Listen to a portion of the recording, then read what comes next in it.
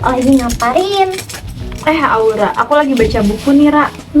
Buku apa tuh? Aku baca buku dari salah satu sastrawan terkenal di Indonesia, yaitu sastrawan wanita juga sih.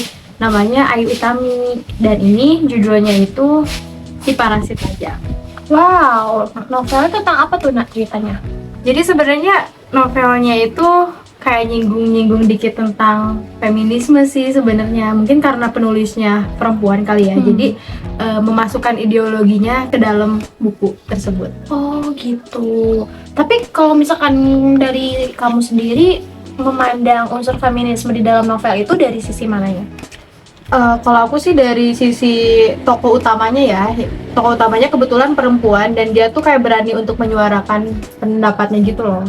Jadi dia punya punya keyakinan bahwa pernikahan itu sangatlah sakral. Jadi dia memutuskan dan menyuarakan untuk tidak melaksanakan pernikahan tersebut gitu. Karena menurutnya pernikahan itu tuh benar-benar pernikahan yang harus dilaksanakan oleh orang-orang yang bisa gitu, bisa untuk melaksanakannya secara benar. Sekarang kan memang marak ya pernikahan yang pada akhirnya berujung perceraian gitu, dan itulah yang ada di pikiran si tokoh utama.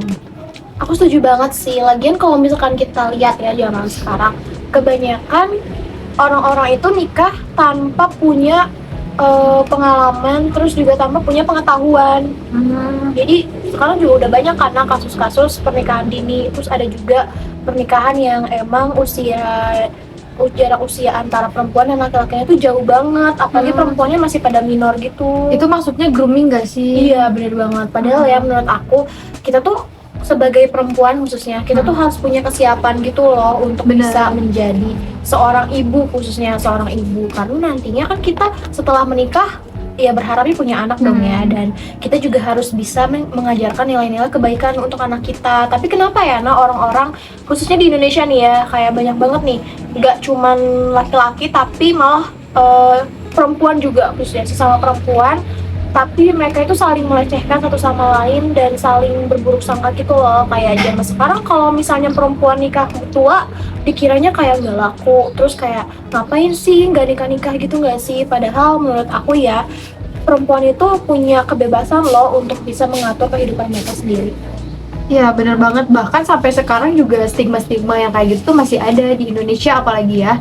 Dan bener banget tadi apa yang kamu bilang, kalau misalkan perempuan itu makin kesini makin banyak yang saling menjatuhkan, bukan malah mendukung gitu loh.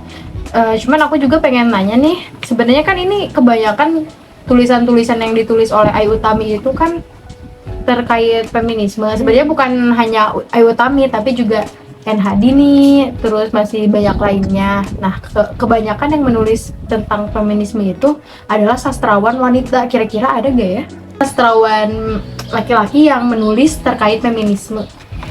Pastinya ada dong. Nah, aku kenal salah satu sastrawan laki-laki yang emang tulisan-tulisannya itu kebanyakan tentang feminisme. Siapa tuh?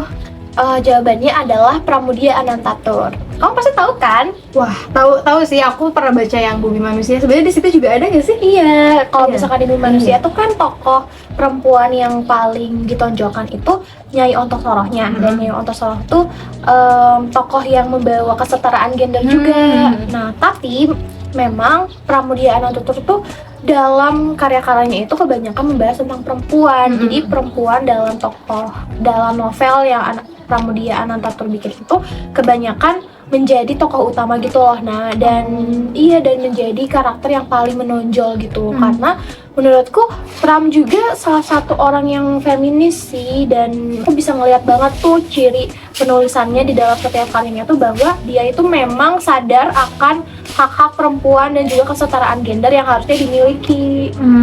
Tapi Ra, itu kan menurut Pramudia dan Ayu Utami ya, tadi kita udah berbicara tentang itu.